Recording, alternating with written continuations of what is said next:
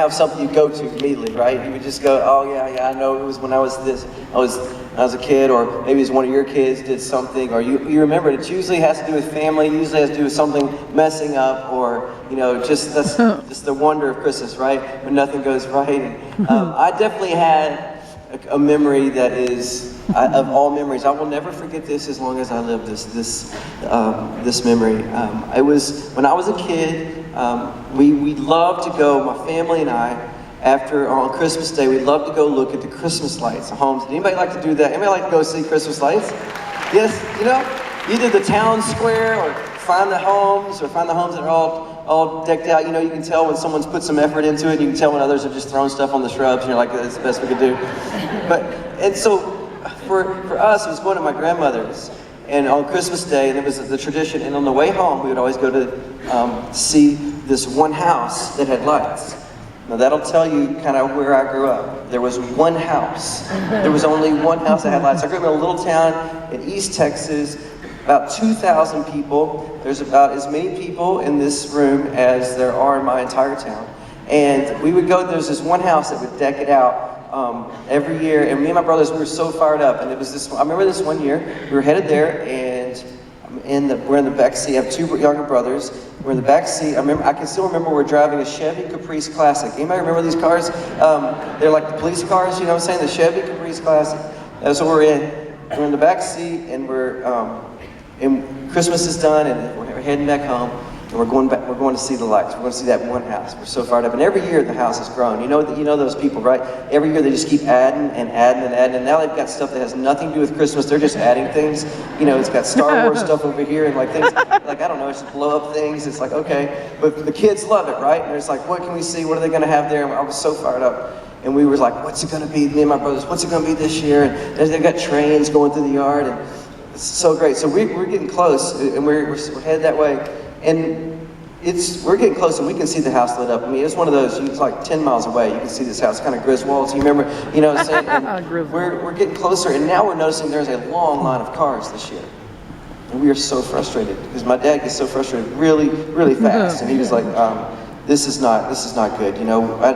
Everybody in our town has figured out about this one house now. And now we never had a line of cars before. Why is there a line of cars? It's a long line of cars. So we've been waiting for like 45 minutes. We're getting closer and closer, and we're finally getting out close to the house. And my dad sees this guy in the front yard of this house. And he is holding a bucket. And he is putting the bucket in the car, in the windows of the car, and pulling it out when the people come by. And my dad, maybe you've had one of these dads, Christmas is over for him at this point. He goes into the speech. The speech, he looks at us and turns around, boys, this is what's wrong with America, this is what's wrong with this world, this is what's wrong with Christmas, it's all about money, they've baited us all these years, they get us in this line, we can't get out, I got a car in front of me, I got a car behind me, I can't get out, now they want money, what are you going to do? It's ruined my Christmas. He says, just ruined my Christmas. We're like, Dad, it's okay, chill out, man, let's give him $1, just something. I mean, this is a lot of effort to put these lights up, Dad, probably God needs can you imagine the electric bill? We don't know what to say. We're 6, 7 years old. We're in the back. My mom's getting a little nervous, and so we're getting kind of closer and closer and closer. And Dad's getting more and more. It's getting more and more tense in the car. That Chevy Caprice Classic is getting smaller and smaller. And it's getting more tense, and Dad, you can just you can hear that blowing off the steam. Maybe you had one of those dads. That's all we can hear. So he finally says this, okay, he goes, boys, this is what we're going to do. He gets this idea. I don't know where this came from. He gets this idea, he said, boys, he looks around and he goes, this is what we're going to do. When we get up there, when it's our turn, I'll tell you what I'm going to do. I'm going to roll the window down. And when he sticks that bucket in his car, I'm rolling the window up on his arm, we're breaking his arm. I'm grabbing him. And we're terrified. We're like, he's serious. And so we immediately, we're in the bottom, we're in the back seat, down in the floorboards. And we're just looking at each other like we're going to jail on Christmas. We're just like, I can't believe what's Dad gonna do? We're scared to death. We're down low. We're just like, just stay low, be quiet. Just, I hope this goes away. We're so scared to death. And we're getting closer and closer. My mom's like, hey, it's okay. Well, let's give him some money. And Dad's like, no, I'm going to teach this guy a lesson. And we're like, wow. And so we're getting up closer, and as we're like the next car in line. And my dad, he starts rolling the window down, and it's one of those. You guys remember these cars that you rolled the window down? If you're under 30, you've never seen this, but you do this. It was amazing. It was an amazing time. It just, you did this, and the window went down, and so Dad, he's got the window down, and he's getting closer, and we're the next car.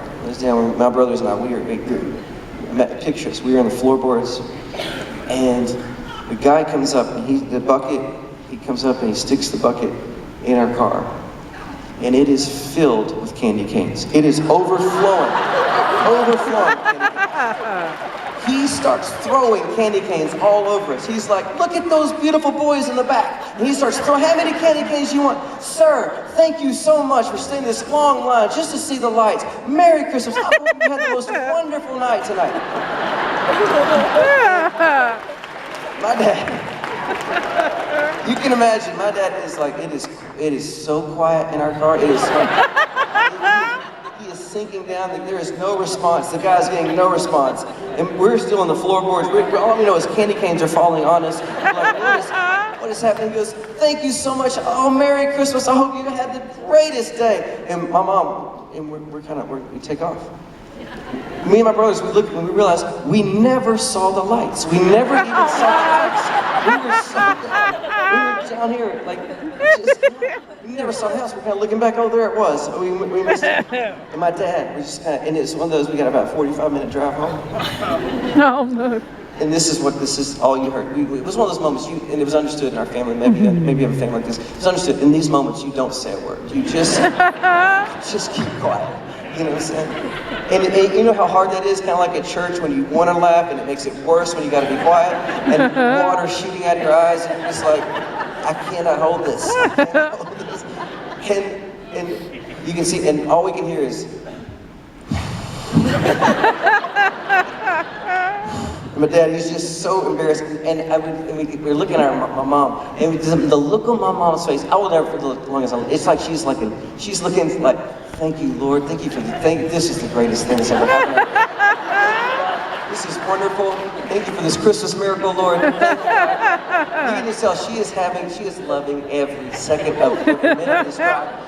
My dad is just sinking. He is so embarrassed.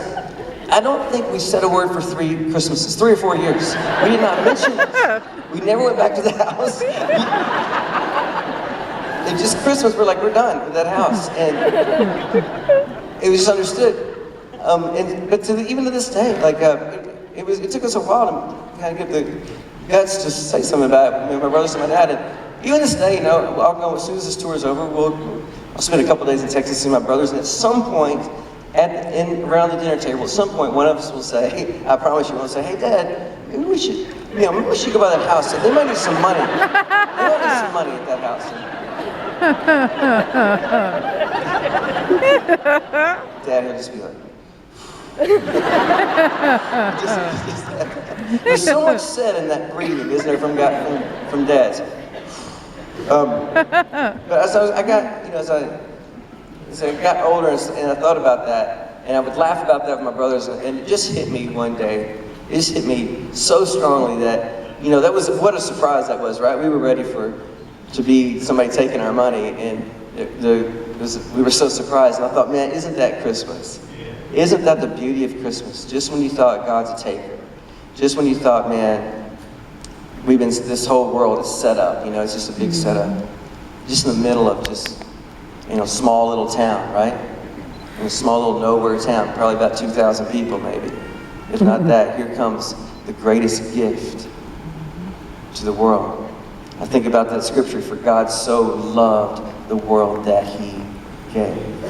Isn't that amazing? Think about it. We know that scripture so much, but hear that again. For God so loved the world that he gave. It would have been a whole different thing if it said, for God so loved the world that he took, right? That's why Christmas there's so much generosity in Christmas, right? Because God displayed it. God's a giver. He's a giver. That's the beauty of it. That's the beauty of the gift of grace, the gift of mercy, the gift of love. the reason that we're even in this building tonight, the reason there's a song to sing, the reason there's hope tonight, the reason there's hope for the world, the reason there's peace, there's even a chance at peace is because of what God has given us. That's why we celebrate, because God's a good Father. He's a good Father, and you're a loved son of God. You're a loved daughter of God. You ought to walk out of this place with your head up high, no matter what's coming to you. You know, I'm a loved son of God. I'm a loved daughter of God. He is a good Father. I'm a loved son of the King of Kings. I'm a loved daughter of the King of the Lord of all creation. Man, that ought to give you something this Christmas to walk strongly about it.